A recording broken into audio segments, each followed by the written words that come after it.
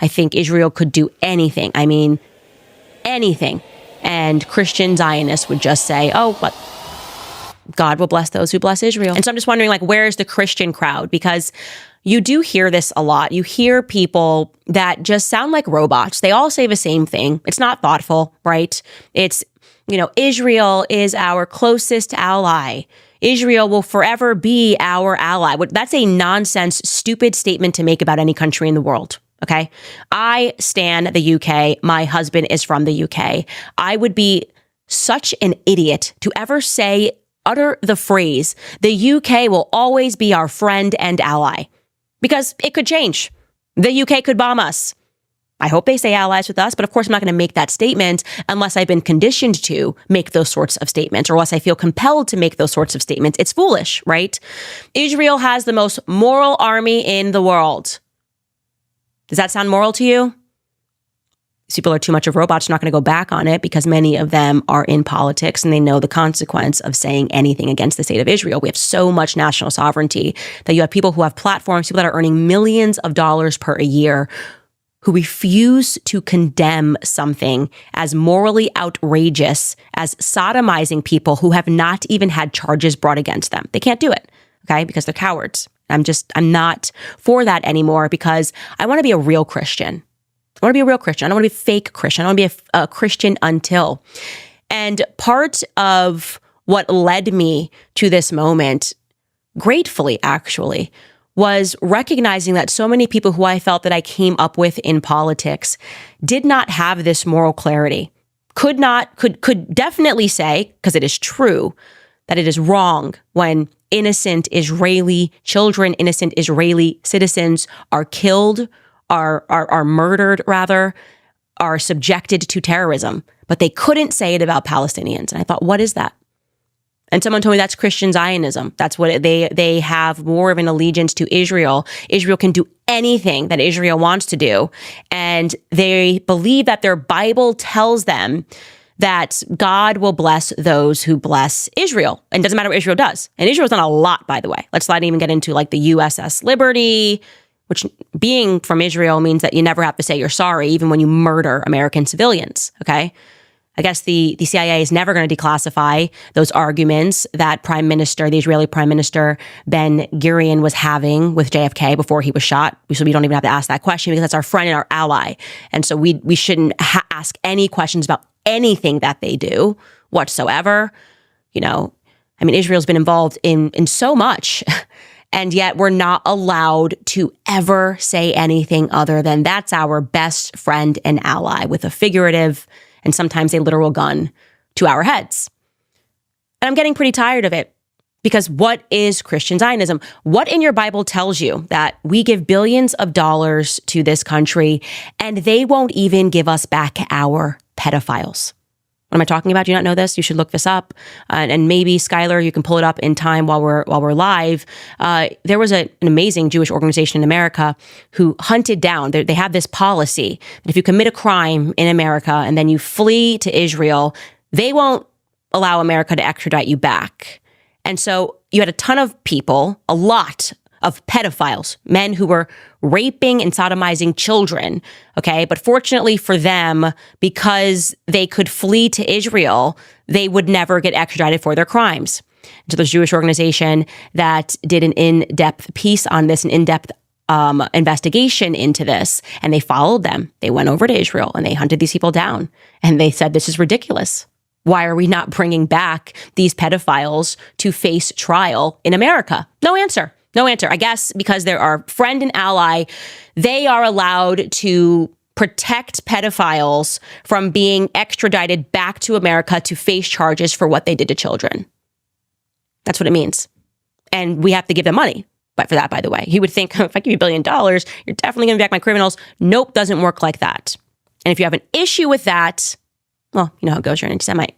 That's it. If you want the pedophiles to be required to face the charges and be brought back from Israel, you're an anti-Semite. That's what I'm hearing. Again, what is Christian Zionism? Okay.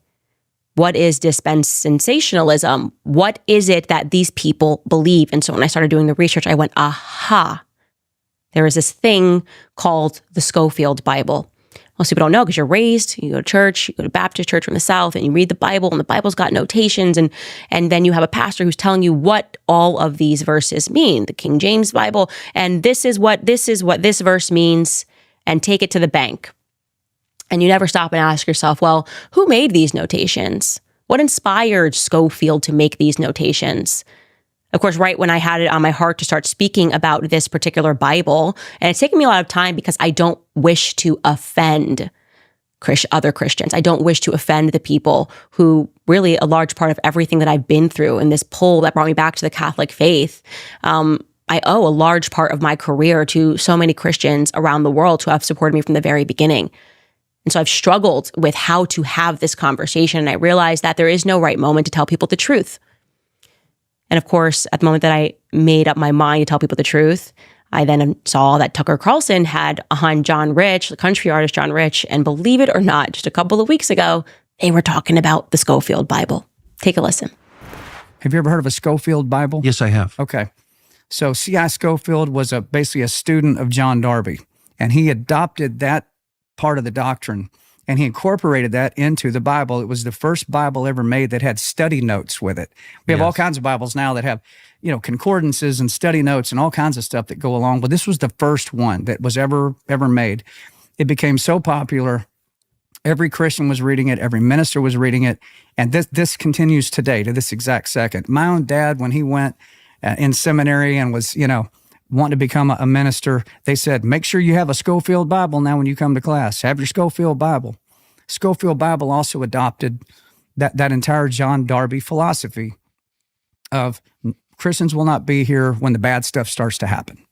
And most Christians still believe that. Matter of fact, a lot of my friends that are Christians are going to watch this interview are probably right now going, hang on a minute. Now hang on. So this is pushing back against a doctrine that's been in existence now for coming up on 200 years. The problem with that doctrine is there's several places in the Bible where it talks about what's going to happen prior to Jesus Christ coming back to the earth. When he does come back, that is when what we call the rapture happens. The word rapture is nowhere in the Bible. It talks about us being caught up with him and pulled out of here, and then the ultimate wrath is poured out on this planet. That's what we call the rapture. So that's not in debate. The question is, what happens leading up to that? It's a good question to ask, right? For some reason, nobody ever preaches that. They don't want to talk about what all happens prior to it. So if I can I just read if we have time? That's why I love the thought of this interview. I do too. But just to be clear, what you're saying is the Scofield Bible, its theology is deceptive. I'm saying that the same way the media takes a factual situation and twists it and gives you a version of it, which we all know we're force-fed every single day, the same exact tactic was used in 1830 by John Darby. And guess who he was connected to, by the way? The Rothschilds. Interesting. Yeah, he was connected to the Rothschilds family back in the day. That he did the same exact tactic and twisted that. I don't know why he did that. It worked because it took off. And I mean, there were churches popping up everywhere right after that. I'm saying that, including me, including my own father, for a long time, that's what we believe too. But when you start actually going back and reading line by line by line what is said that will be leading up to Jesus coming back, which is when the rapture happens, it's the inverse of what John Darby put down. I didn't know that, but somehow I'm not surprised even a little bit. And there's more, by the way. There's actually a lot more. And I'm grateful that John said all of this publicly. And I'm definitely going to have him on the show to talk about this at length. And he said a lot of important things there. So what happened is, like I've said too many times, history is just being erased second by second. You guys have no concept of what was happening in this country in the early 19th century. I had no concept, by the way. I don't even want to speak to you as if I'm so educated that I know more than you, because I thought all the same things that everybody thought. I thought that what I was learning in church was real and was authentic and was the true history. And it really took when I was in study with a priest actually last year, and he looked up to me and he said, you Americans know nothing. You just know nothing. And he said, you don't even know that your country was founded by a bunch of Freemasons. Freemasons went there and they were battling for America, and someone won, right? One of the Freemason groups won America.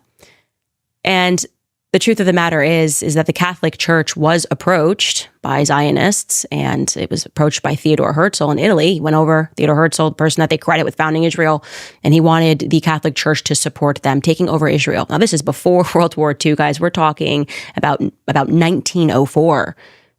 And the Catholic Church told Theodor Herzl to kick rocks.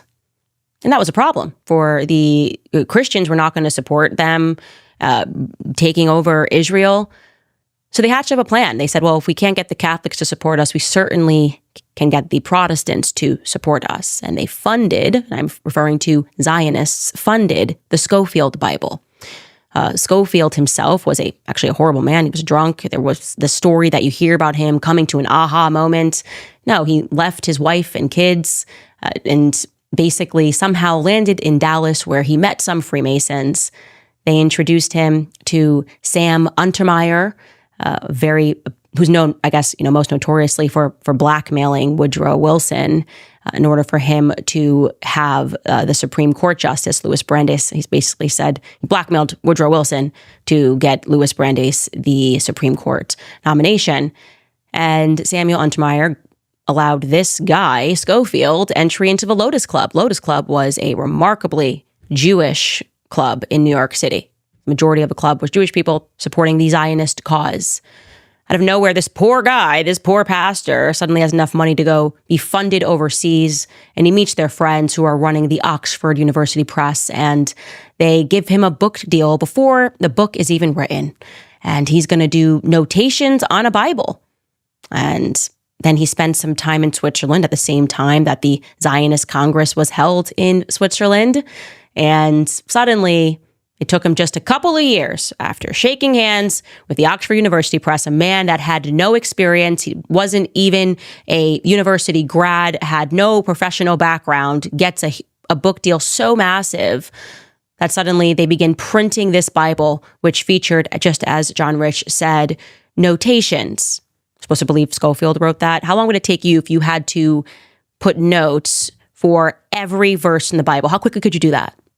It's amazing how quickly he did it. And suddenly, because it was funded by Zionists, it became a Bible that was the most massive in print.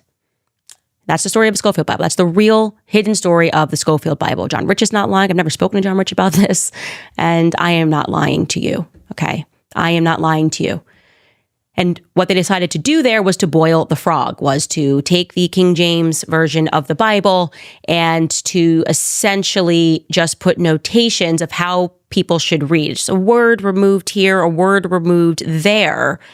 And the next thing you know, guys, you wouldn't believe this, but Christian Zionism was born. That's it. That's the truth. That is the reality. That is how Christian Zionism was born in America. It is credited with the Scofield Bible. And that is a problem for me.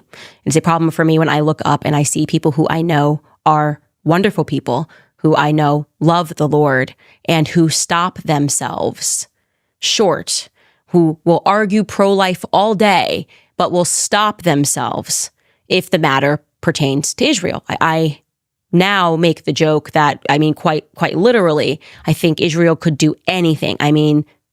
Anything.